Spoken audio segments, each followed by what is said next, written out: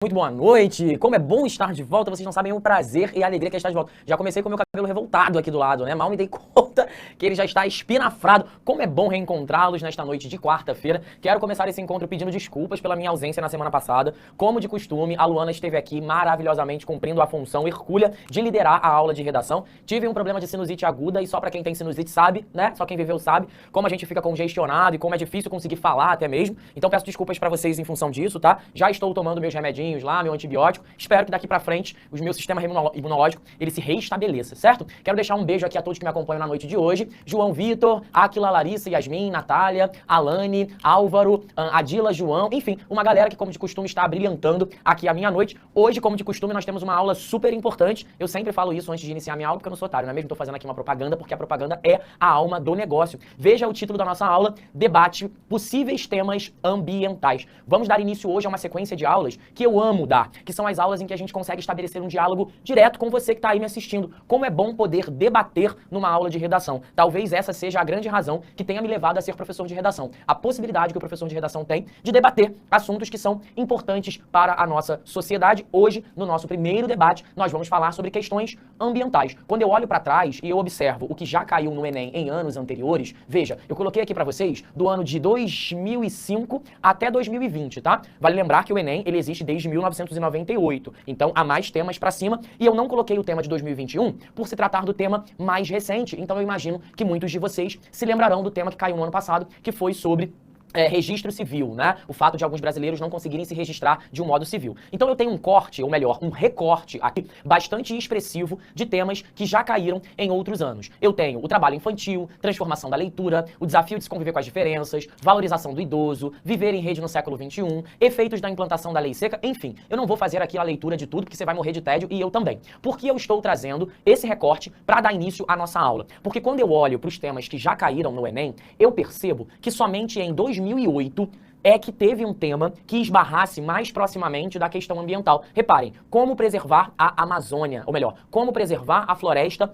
amazônica. Eu fiz esse Enem, pra quem não sabe, eu fiz o Enem em 2008 e fiz também em 2009, foi o momento em que eu estava ali terminando o meu ensino médio, e eu fiz esse Enem que foi talvez o Enem que mais se aproximou da questão ambiental. A gente não tem, depois de 2008, nenhum outro tema que tenha tocado na questão ambiental. E aí eu imagino que você possa estar pensando aí em casa, ué, então por qual razão eu vou estudar sobre questões ambientais se justamente o Enem nunca colocou? Não, o raciocínio tem que ser diferente desse. O raciocínio é, justamente por não aparecer nada ambiental há muito tempo, é que isso deve nos chamar a atenção para, será que em 2022 não pode aparecer algum tema relativo à questão ambiental? É claro que pode. E nós temos vários temas que estão crescendo ano a ano, principalmente porque o meio ambiente ele vem sofrendo cada vez mais intensamente em função da ação humana. Então é justamente por ter aparecido um tema há tanto tempo que me acende a seguinte luz. Por que não? Será? Por que não? E considerando esse por que não, há quem esteja me perguntando aqui se eu tirei 1000, né? Eu fiz o Enem 2 anos, pessoal, em 2008 e em 2009. Em 2008 eu não tirei 1000, se não me engano, eu tirei 720.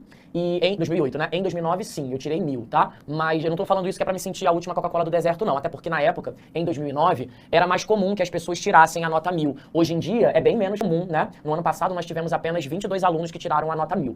À época, lá em 2009, nós tínhamos um volume muito maior de alunos que tiravam nota 1000. Às vezes 300, às vezes 400. Então essa ideia da nota 1000, ela foi ficando cada vez mais restrita à medida que os anos foram se passando. Mas, na verdade, quando eu tinha lá a idade de vocês, era muito mais comum que as pessoas tirassem nota 1000. Só pra vocês não acharem que, ó, meu Deus do céu, ele arrasa muito. Não, eu escrevia bem, mas não era tão difícil como é hoje. Tudo bem? Vamos começar, então, a falar sobre o primeiro tema? O primeiro tema que eu tenho aqui é o legado do uso desnecessário de plástico em nossa sociedade. Antes da gente discutir o tema, eu quero fazer uma coisa que eu sempre faço com vocês, que é a marcação das palavras-chave. O legado do uso desnecessário de plástico em nossa sociedade. Vamos começar marcando a palavra legado? Quando eu falo em legado, eu falo em herança, eu falo em resultado. O legado é aquilo que é resultado de alguma coisa. Depois de legado, eu tenho uso, que tem a ver com utilização ou aproveitamento.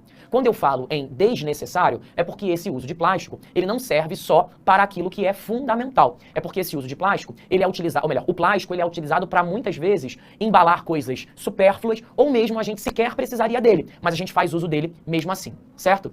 Bom, plástico, ele é um material presente em inúmeros produtos e embalagens. Nós sabemos o quanto o plástico leva para se decompor na natureza, muitas vezes séculos para conseguir se decompor, e a gente sabe que a utilização desnecessária desse material, ele vai acabar causando algum tipo de desequilíbrio ambiental, sobretudo se a gente não tiver políticas de reciclagem que se encarreguem de dar uma outra origem para esse plástico, né? E, bom, em nossa sociedade, nós estamos falando da sociedade brasileira. Então esse é um tema que pede para a gente falar sobre quais são os possíveis resultados da utilização excessiva de um material que é um material muito danoso para a realidade do povo brasileiro. Sim, quais são as causas para a utilização excessiva de plástico? É nisso que a gente precisa pensar. Por que será que o brasileiro usa tanto plástico no seu dia a dia e no seu desenvolvimento das atividades? Vamos pensar em possíveis razões que justificam isso? Porque se nós pensarmos em possíveis razões que justificam a utilização excessiva de plástico, a gente consegue imaginar que tipo de riscos, que tipo de legado essa utilização poderá nos causar. Minha primeira causa, o primeiro ponto que eu quero pensar é sobre a cultura de consumo desenfreado. Afinal de contas, quando a gente está estimulado a consumir, né, e normalmente essa influência de consumo, ela vem por meio de uma ação muito sedutora das propagandas, né? As propagandas, para elas conseguirem obter o efeito que elas desejam, e o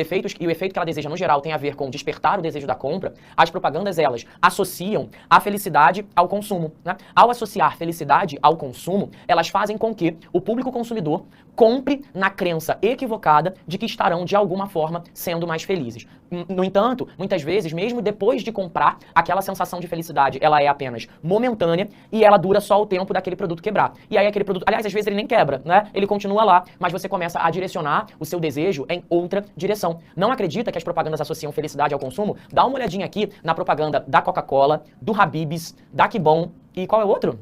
Do McDonald's, né? Aqui você tem 4 propagandas de empresas muito conhecidas no Brasil, em que claramente há uma associação entre ser feliz e consumir. Gente, quando eu falo de Que Bom, Habib's, McDonald's, Coca-Cola, é claro que eu tô falando sobre a utilização de plástico, ainda mais no McDonald's, né? Você vai lá no McDonald's, aí os caras botam o hambúrguer dentro de uma sacola plástica, muitas vezes, o canudo, que já é de plástico, vem envolvido numa embalagem também plástica. Então, quanto mais você consome, principalmente se você consome de uma forma desenfreada, mais você está suscetível a trazer mais material plástico para a sua experiência de vida, tá? Então, qual é a consequência que a gente tem? A gente tem um ciclo permanente de consumo e frustração, porque você consome acreditando que ao consumir você vai obter a felicidade, você não obtém essa felicidade porque no fim das contas a felicidade não está naquilo que você consome, você passa a desejar um novo produto, então além de você estar despejando na natureza uma quantidade exorbitante de material que leva milhares de anos para se decompor, você está alimentando um ciclo de frustração em que você está permanentemente buscando um novo produto para que esse produto te traga uma nova sensação de felicidade e por aí vai, né? Então é importante que a gente não só desassocie a ideia de felicidade de produtos, não só por uma questão do meio ambiente, mas para a gente também encontrar no mundo outras formas de sermos felizes. Porque se você encontra na compra uma forma de ser feliz, ou melhor, a única forma de ser feliz, talvez você esteja alimentando a sua própria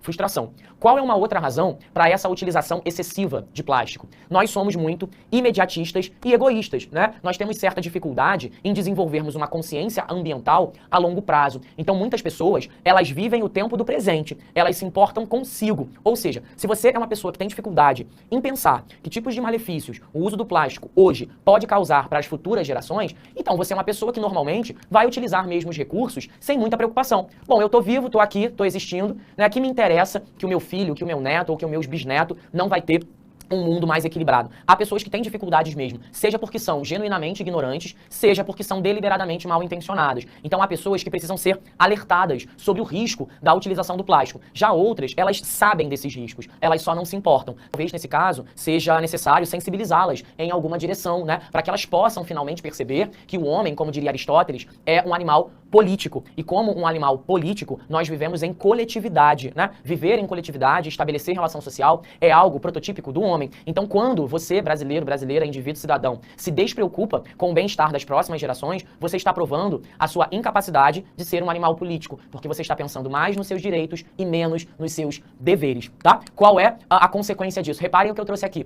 Brasil é o 4º país do mundo que mais gera lixo plástico. Além disso, aqui ó, reportagem da BBC News com Consumo de plásticos explode na pandemia e Brasil recicla menos de 2% do material. Na pandemia, nós ficamos muito mais em casa, não é isso? E por ficarmos mais em casa, nós pedimos muita comida em casa, muito delivery, muito iFood, muito Uber Eats, e todas essas comidas, normalmente, elas chegam em embalagens plásticas. Então você imagina, 2 anos de pandemia, nós temos no Brasil hoje cerca de 210 milhões de habitantes. Você já pensou nessa galera toda, diariamente, pedindo comida em casa? Quer dizer, é óbvio que a quantidade de embalagens vai aumentar consideravelmente. E se o Brasil, ele só recicla menos de 2% do material, é claro que essa situação, ela se tornará insustentável no intervalo de tempo muito pequeno. Se nós formos menos imediatistas e menos egoístas, talvez nós criemos recursos mais responsáveis para que a gente utilize menos plásticos nas nossas atividades. E se a gente fizer isso, ou melhor, se a gente não fizer isso, a tendência é que as próximas gerações, elas sejam prejudicadas, não é? Nós estamos criando um mundo muito menos equilibrado para as próximas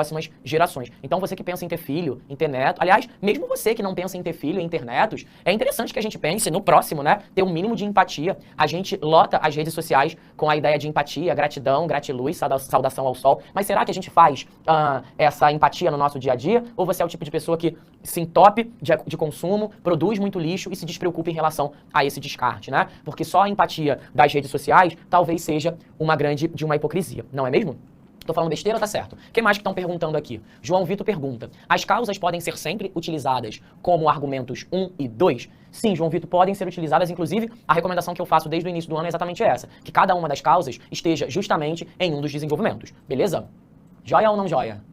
Posso colocar a última, então? A última causa que eu estou colocando é uma falha na formação moral, ou seja, nós temos valores e princípios poucos orientados à consciência ambiental. Pessoal, quando eu falo numa formação moral prejudicada, eu falo sobre o fato de que muitas vezes nós não somos ensinados a desenvolvermos uma consciência ambiental. É por isso que desde muito cedo é importante que dentro da sala de aula, dentro do ambiente doméstico, nossa professora, nosso professor, nossos pais, nossos superiores nos ensinem a importância de jogar uma latinha no lixo, a importância de reciclar o lixo, a importância de consumir pouco plástico e entendermos quais são os malefícios desse plástico para o equilíbrio da natureza. A questão que fica é: quais de nós, de fato, aprendemos a estabelecer uma relação mais sadia com o meio ambiente? Será que o seu pai teve essa preocupação? Será que sua mãe teve essa preocupação? Será que dentro da escola, desde pequenininho, você já desenvolvia atividades que faziam você pensar sobre isso? Quando eu falo em formação moral, eu falo nessa formação que muitas vezes está tão preocupada em fazer o aluno aprender o que é uma oração subordinada, substantiva, subjetiva,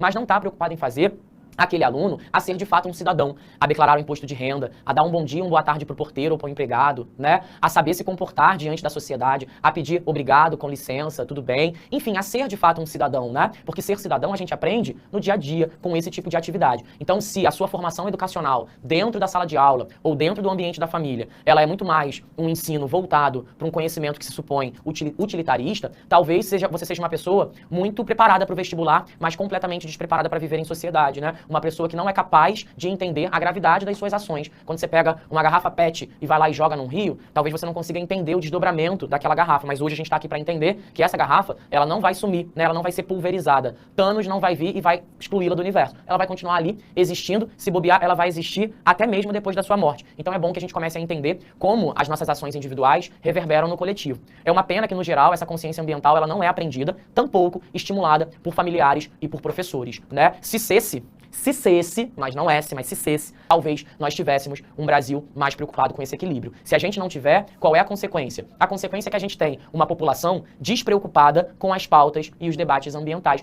Hoje, qual é o meu aluno de 17, 18 anos que pensa sobre meio ambiente, que pensa sobre degelo das calotas polares, que pensa sobre aquecimento global, que pensa sobre buraco na camada de ozônio, que pensa sobre lixo eletrônico? Eu posso contar nos dedos de uma mão esses meus alunos, porque no geral, como ele não tem uma consciência ambiental, ele vai ser mesmo uma pessoa bastante despreocupada, displicente e pouco interessada nesse tipo de conteúdo, né? Então, para você que quer alargar o seu conhecimento e que quer saber um pouco mais sobre isso, porque considera importante, eu deixo aqui hoje alguns repertórios socioculturais. Primeiro, um documentário chamado Lixo Extraordinário, que é um documentário que já ganhou alguns prêmios ao redor do mundo. Se não me engano, ele está no YouTube, mas vale a pena você conferir, tá? Se de repente ele tá lá mesmo. Mas é um documentário bem fácil de ser encontrado. Reparem aqui nessa imagem que você tá vendo. Não sei se você consegue reconhecer, mas essa imagem ela é feita de lixo. Então, ele é um documentário que conta um pouco sobre como o lixo ele pode se tornar atividade artística para alguns grupos de pessoas, né? E se ele pode virar trabalho, ele pode virar também ascensão e inclusão social. Segundo documentário que eu recomendo, é um documentário que ele é muito conhecido em sala de aula, chamado Ilha das Flores. Alguém conhece, gente, Ilha das Flores? Eu conheci esse documentário como normalmente as pessoas conhecem. Dentro de sala de aula, quando a professora vem puxando aquele carrinho com a televisão, gente, hoje é dia de documentário. Aí fica todo mundo, ai, que saco, não sei o quê. Cara, foi uma oportunidade ímpar que a professora, na época de biologia, nos apresentou. Vale muito a pena conhecer. Fala também um bocadinho sobre descarte de lixo e como ele reverbera numa sociedade, tá? Terceiro, eu tenho aqui mais um documentário interessante, A Plastic Ocean. Esse é um documentário que fala sobre como o plástico ele pode ser danoso para a vida marinha. A gente sabe que boa parte do plástico produzido no Brasil e no mundo ele vai parar nos oceanos, e dos oceanos, né, nas correntes marítimas, muitas vezes ele vai parar em áreas de reprodução animal, vai comprometer algumas espécies, né? Ele vai parar em áreas de reprodução, de ninhos, ele vai alterar a rota de alguns animais também. E como vocês sabem, nós vivemos numa cadeia alimentar. No momento em que você afeta uma determinada espécie, automaticamente você vai num efeito dominó, afetando muitas outras espécies também. Então aqui é um documentário que está na Netflix, que fala um pouco sobre os prejuízos do plástico no ambiente marítimo. E por último, e não menos importante, eu tenho aqui um podcast chamado A Reciclagem Vai Nos Salvar. Esse podcast, ele é de um podcast chamado Mamilos. Eu não sei se vocês conhecem um podcast chamado Mamilos. Parece zoeira, né? Porque, enfim, Mamilos são polêmicos, mas é esse o nome mesmo. Tá lá no Spotify, pra quem tiver Spotify, enfim, no seu tocador aí de podcast, seja ele qual for, tá? Ele é bem interessante, você não precisa ouvir todo, porque ele é um pouquinho longo, desde que você ouça um pouquinho já é mais do que satisfatório. A pergunta que fica é, a reciclagem vai nos salvar? Será que reciclar o plástico é a grande saída? Ou mesmo com a reciclagem desse plástico, é possível que haja outros problemas que a gente precisa resolver. Fica a dica aqui, tá? Pra você ouvir, pra você ver, tem um pouquinho de pra todos os gostos. David, eu não tenho plataforma de streaming, não tenho dinheiro, não tem problema, corre pro YouTube, vê qual dessas obras está no YouTube. Eu tenho quase certeza que o Ilha das Flores e o Lixo Extraordinário estão no YouTube, tá?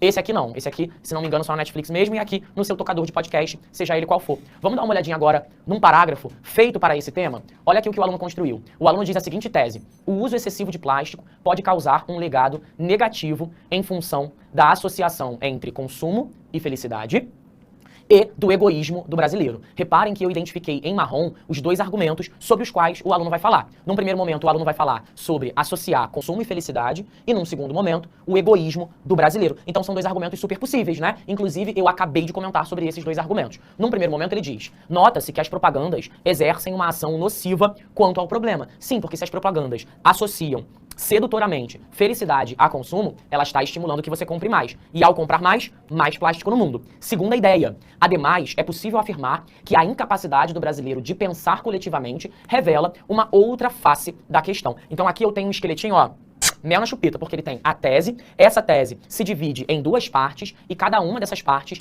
vai parar em um tópico frasal distinto. Num primeiro momento, a questão da propaganda, num segundo momento, a questão da nossa incapacidade de pensarmos coletivamente, certo? Vocês estão perguntando pouco porque eu tô falando besteira. Chegaram poucas perguntas aqui pra mim, né? O que vocês estão falando de TikTok, gente? Desenrola, bate e joga de ladinho. Só por Deus, hein? Bom, vou seguir aqui, tá? Vamos ver o parágrafo? Introdução. Tem um parágrafo de introdução feito, vamos dar uma olhada, vamos ver se o aluno arrasa ou se ele é arrasado. Vamos ver a estratégia que ele usa e como é que ele constrói essa coisa toda, tá? Vamos lá. Desastre em Brumadinho, incêndios no Pantanal, queimadas na Amazônia. Esses são apenas alguns problemas que demonstram a interferência negativa do homem no meio ambiente. Suas irresponsabilidades têm causado prejuízos enormes ao equilíbrio entre a natureza e a sociedade. Quando são utilizadas desnecessárias quantidades de plástico, também é colocado em risco todo o futuro da humanidade, embora nem todos percebam. Quanto a isso, pode-se afirmar que o problema pode causar um legado negativo em função da associação entre consumo e felicidade e do egoísmo dos brasileiros. Gente, eu gostei bastante da introdução, viu? O que vocês acharam? Mandem as opiniões para o chat do YouTube. No geral, vocês são bem perversos, né? No geral, vocês costumam sempre identificar aí algum problema. Aliás, às vezes não tem nem problema e vocês ficam caçando chifre na cabeça de cavalo. Mas o fato é que essa introdução cumpre muito bem as suas funções, não é isso? O aluno decide usar pequenos flashes no início da sua introdução. Vocês repararam? Desastre em Brumadinho, incêndios no Pantanal, queimadas na Amazônia. Ele vai trazendo alguns recortes que mostram como o ser humano estabelece uma relação nociva com a natureza, não é? Quando ocorreu o desastre em Brumadinho, a sequência de incêndios que ocorreram no Pantanal há alguns anos e as queimadas na Amazônia provam o quanto a nossa relação com o meio ambiente vem sendo marcada por algo muito negativo, né? Então é uma estratégia de contextualização que a gente chama de flashes, ou, se preferir, fotografias. Você pega pequenos pedacinhos de texto, tá vendo? vendo, ó? Encaixa 1, encaixa 2, encaixa 3. Nesse tipo de estratégia, a gente cria uma certa sensação de dinamismo. A gente instala desastre em Brumadinho, incêndio no Pantanal, queimadas na Amazônia. Então essa é uma ideia de dinamismo, em que a gente começa a redação num piquezinho mais acelerada, tá? Eu achei bastante boa essa introdução. A Giovana Silveira me pergunta o seguinte: prof, introdução por flash não entra como repertório, né?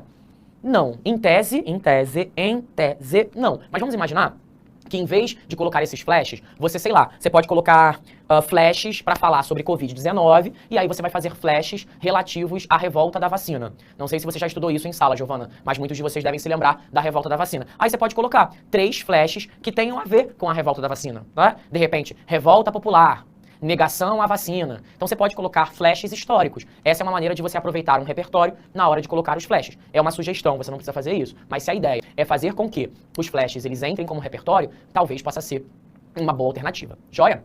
Que mais? Leti Barros, eu não sei, Letieri, não sei. Boa noite, prof, lindo, obrigado pelo elogio. Esses recortes entram como repertório sociocultural? Bom, eu já respondi, né? Não entram como repertório não, tá? Neste caso, não. Reb, é isso, Reb? Gente, esses pais de vocês estão muito criativos com esses nomes, né? Professor, ele usou o gerúndio. Quando? E cadê os conectivos entre os períodos? Olha só, vamos com calma na alma, viu, Reb? Quando não é um gerúndio, pelo amor de Deus, viu? Só há um gerúndio quando você tem uma forma verbal. Então, caminhando é um gerúndio, porque vem de caminhar, sim? Dormindo é um gerúndio, porque vem do verbo dormir.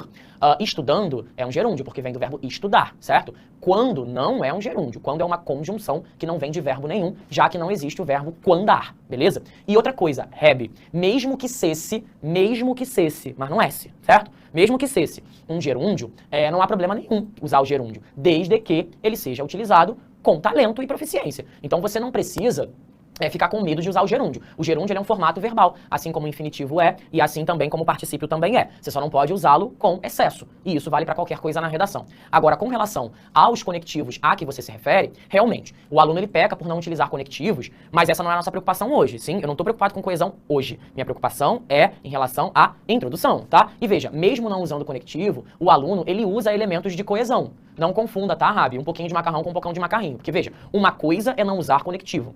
Outra coisa é não fazer coesão, tá? Uma coisa é uma coisa, outra coisa é outra coisa. Olha a coesão aqui, ó. Esses, suas, também, isso. Então, quando você não vê um conectivo, não acredite que não tem coesão. A coesão ela é um fenômeno muito diverso. Então, é como se fosse assim. Diretor, joga pra mim aqui no quadro. É como se fosse assim. Vos apresento o maravilhoso mundo da coesão. Você tá vendo? Esse é o maravilhoso mundo da coesão.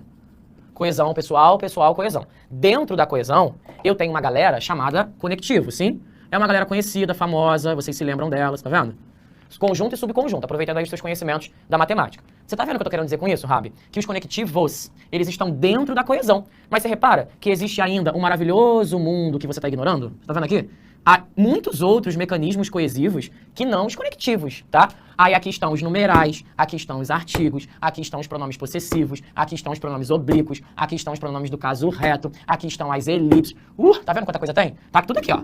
Mas a nossa atenção fica concentrada nesse fetiche que a gente tem em torno dos conectivos. Aí o aluno pensa assim, eu usei 260 conectivos na minha redação e não tirei nota máxima. E nem deveria. Primeiro que 260 é muita coisa. Segundo, que a nota que vai ser dada não é só em função de conectivo. É sobre tudo isso aqui que está passando despercebido na sua análise.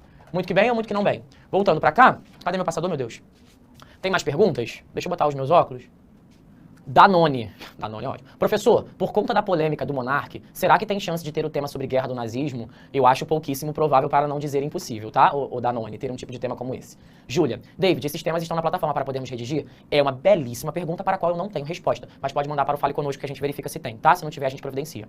Alana, boa noite, professor. Professor, um repertório sociocultural sobre esse tema é a música Earth Song do Michael Jackson. É verdade, né? Aquele clipe que tá tudo se destruindo, né? Assim, um monte de coisa caindo, pegando fogo, essa coisa toda. Lorena, de fato. Em relação aos conectivos, diretor, baixa pra mim só um pouquinho. Em relação aos conectivos, eu preciso em cada período colocar ou não preciso ter esse desespero? Não precisa ter, tá? Se você coloca um conectivo em cada frase, vai parecer que você é um ET escrevendo e não uma pessoa, porque vai fazer com que a sua escrita fique muito artificial. Tudo bem? Vamos falar do tema 2, gente, senão eu vou ficar aqui papeando e não termino. Ó, tema 2. Efeitos das recentes mudanças climáticas para a sociedade brasileira? A gente sabe que o mundo vem vivendo mudanças climáticas, não é isso? Lugares muito quentes, vivendo períodos de chuva muito intensos, lugares em que normalmente se chove muito, vivendo períodos de estiagem muito intenso. Então, o planeta está dando tilt. E esse tilt que o planeta está dando não é espontâneo. Ele está dando tilt porque, né, o Homo sapiens está aí fazendo e alterando a rota natural das coisas. Marquei as palavras. Efeitos, resultados. Recentes, há pouco tempo, né, com pouco tempo de existência. Mudanças climáticas é um conjunto de alterações nas condições do clima da Terra. E por último, sociedade brasileira. Então esse é um tema que quer falar um pouco sobre como esses efeitos, ou melhor, como essas mudanças climáticas recentes têm afetado, têm chegado à população brasileira. Mas quais serão as causas dessas mudanças climáticas? Será que Papai do Céu está simplesmente com raiva da gente, está mandando castigo? Ou será que existe o dedo podre do ser humano nessas mudanças climáticas? Há pouco tempo nós vivemos aqui no Rio de Janeiro o caso de um deslizamento em Teresópolis, não foi isso direito para Teresópolis? Petrópolis? Tivemos o caso, nessa região serrana, né? O deslizamento em Petrópolis. Eu não sei se tem algum carioca aqui me assistindo hoje, nem sei se tem alguém de Petrópolis ou dessa região serrana. Mas eu acompanhei a polêmica, né, do deslizamento. Eu não sei se vocês acompanharam, moradores aí de outro estado, mas é muito curioso notar que quando acontece esse tipo de situação, as pessoas culpabilizam a natureza, né? Meu Deus, mas muita chuva, esse desastre natural. Não, gente, não tem nada de natural nesse desastre. No momento em que o humano, ele altera, né? Ele emite gases poluentes na atmosfera, ele joga fora plástico onde não devia, altera o regime de chuva, queima a Amazônia. Que tipo de ação ele espera de volta? É isso mesmo, haverá aí a mudança no regime de chuvas, períodos de estiagem, chuvas torrenciais, né? Então, na verdade, quando você tem um deslizamento numa área, não é a natureza que é maléfica, está se vingando do homem, porque sabe-se lá Deus ou é o apocalipse que está batendo na nossa porta. Na verdade, é o resultado natural de um efeito que a gente vem causando à natureza. Então, a primeira coisa que eu tenho aqui é o negacionismo científico, né? Muitos são descrentes em relação às condições climáticas do mundo. Então, quantas pessoas acham que, olha, esse papo de buraco de camada de ozônio, degelo das calotas polares, isso é conversa para boi dormir, isso é, enfim, a nova ordem mundial que quer se instaurar. Não tem nada de neurose nisso, ao contrário, né? As agências com maior credibilidade no mundo identificam que o buraco na camada de ozônio, ele tem aumentado, que esse buraco ele é causado pela emissão de gases tóxicos, principalmente do metano, na atmosfera, que tudo isso altera a temperatura planetária e que essa alteração da temperatura planetária vai causar toda uma alteração no regime climático. Então, quando você nega isso, né, se você é um negacionista científico, você é uma pessoa que está colaborando para a permanência do problema. Reparem, pesquisa mostra que metade dos norte-americanos não acreditam em aquecimento global, né? Apesar de se tratar de um fato científico,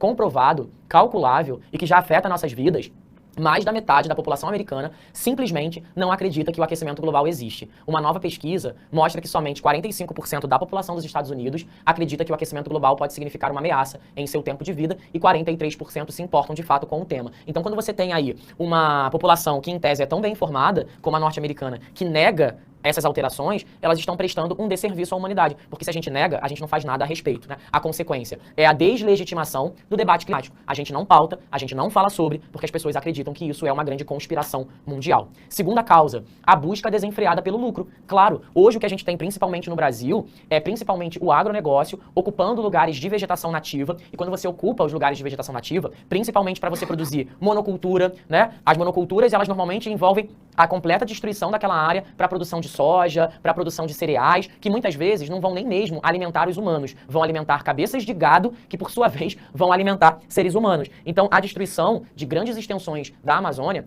dialoga diretamente com os interesses do agronegócio de expandirem suas atividades econômicas. Então, essa preocupação excessiva com o lucro tem feito também com que a gente agonizasse. Bom, gente, vocês melhor do que eu estudam isso aqui com os professores e sabem o quanto é importante a ação das árvores na Amazônia, né? Na troca gasosa que acontece entre as árvores e o meio ambiente, o quanto a alteração e o corte dessas árvores vai alterar todo o regime de chuva daquela área, enfim, todo o equilíbrio climático que está não só na região norte ou centro-oeste, mas também na região sudeste, que é, pelo menos, a região na qual eu me encontro. E qual é a consequência disso? A destruição da camada de ozônio, sobretudo se a destruição da Amazônia, né, ou se a busca desenfreada pelo lucro é para a criação de cabeça de gado. Vocês sabem que o bovino, né, que, enfim, vaca, boi, por aí vai, eles produzem o gás que a gente conhece como gás metano, e a gente sabe o quanto esse gás metano ele é danoso para o equilíbrio climático, enfim, porque ele colabora aí para o alargamento no buraco da camada de ozônio. Então, quando a gente pensa em vegetarianismo, quando a gente pensa no agronegócio, a gente está pensando também em formas de viver mais sadias, né, de formas em que a gente não faça, que a gente não prejudique tanto assim esse equilíbrio ambiental, né? O que mais? O que está acontecendo? Tem alguém interessado no chat? É isso mesmo? que mais que a gente tem de pergunta? It's Gabi. David, usar conteúdos considerados infantis como repertório sociocultural pode ser considerado muito raso? Não, Gabi, não vejo. Até porque, Gabi, o nosso repertório é tudo o que compõe a nossa vida, sabe? Então, se Turma da Mônica compõe a nossa vida, pô, imagina, alguns desenhos que são vistos como infantis, como, por exemplo, Mafalda, né? Snoopy. Cara, essas charges, por mais que sejam vistas por muitos como infantis, elas são super úteis, então vai na fé, tá? Não fica perdida não, não fica preocupada não. A última causa, falta de políticas públicas sólidas. Então o país ainda precisa criar leis mais rígidas, aqueles que atentam contra a natureza, não é? Eu pergunto a você que está me assistindo aí, quanto que os donos da Vale pagaram em função do rompimento das barragens em Minas Gerais? Você sabe? Não sabe? Então procure saber, tá? É igual aquele meme, né? Não sabia? Então agora você está sabendo. É isso mesmo. Procure saber, tá? Para você entender como muitas vezes a legislação brasileira ela não consegue punir, né? Ela tem brechas que faz com que as pessoas elas se sintam à vontade para impedirem, né? Para prejudicarem o meio ambiente sem pagarem por isso. Tudo bem? Olha para cá. Em 2019, nós tivemos no Brasil um dia vergonhoso chamado Dia do Fogo, um dia em que latifundiários, agropecuaristas combinaram de atear fogo na floresta amazônica. Olha que coisa incrível, né? A gente faz uma espécie de ritual em nome da nossa atividade econômica. Então, o negócio de incendiar a Amazônia, ele é um negócio milionário. Tá aqui, ó, reportagem da Folha de São Paulo e do El País para você aprofundar os seus estudos, tá? Então, se esse é um negócio milionário, o poder público, ele precisa banir, ele precisa punir com rigor e exemplaridade essas empresas que estão aí se aproveitando do nosso espaço territorial, tá? Ó, Amazônia e Pantanal tem recorde de queimadas em outubro do ano passado. Então, as reportagens, elas não são nada otimistas em relação ao futuro, sim? E qual é a consequência? Uma impunidade em relação aos crimes, uma sensação de impotência. A sociedade sente que está impotente. Ah, essas pessoas, elas nunca vão ser punidas mesmo, elas destroem a natureza e não são punidas, ficam soltas, enquanto o cara lá que rouba, né, uma dúzia de ovos no mercado fica preso 12, 15 anos em regime fechado. Essa é a consequência de nós termos um regime punitivo tão seletivo.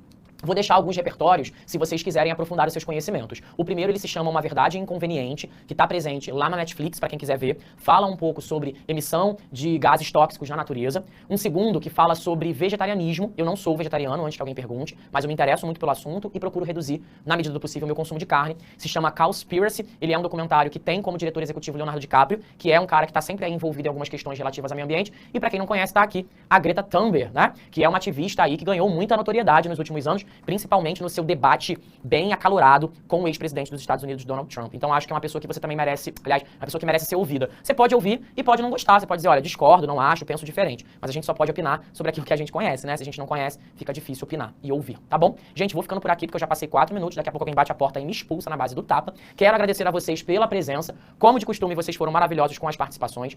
Um beijo no seu coração, daqui a pouquinho vem Marcos e a sua biologia, sim? Um beijo, na quarta-feira eu volto às 7h30 da noite e a gente dá seguimento o nosso caminho em direção à nota 1000. Eu ouvi um amém? Sim? Gente, foi bom estar com vocês e brincar com vocês. Se protejam, se cuidam. Um beijo na família e até semana que vem.